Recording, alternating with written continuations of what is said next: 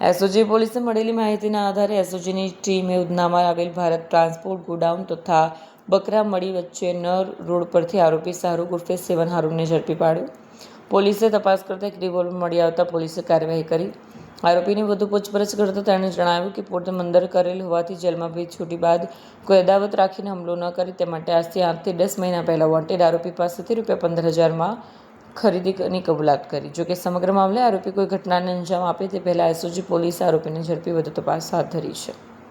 એસઓજીની ગેરકાયદેસર હથિયાર પકડવાની ડ્રાઈવ સતત ચાલુ હોય છે. એના અંતર્ગત શિવા ઝાલા ગેંગનો સાગરીત શાહરૂખ ઉર્ફે સેવન હારૂન શેખ કે જેણે 2022માં ઊન પાટિયા ખાતે અખ્તર શેખનું મર્ડર કરેલ અને તે પોતે ગેરકાયદેસર રિવોલ્વર રાખતો હતો તે હકીકતને ધ્યાનમાં આવતા એસઓજીએ ગઈકાલે આર્મ્સ એક્ટનો ગુનો ઉધનામાં દાખલ કરી તેની ધરપકડ કરી છે. આ આરોપી જે શાહરૂખ ઉર્ફે સેવન શેખ જે છે તેના વિરુદ્ધમાં કુલ 3 ગુના દાખલ થયેલ છે. 302, 307 અને ખંડણીનો ગુનો પણ દાખલ થયેલ છે. 2026માં જે ખંડણીનો ગુનો ઉધનામાં દાખલ થયેલ તેમાં તે વોન્ટેડ હતો.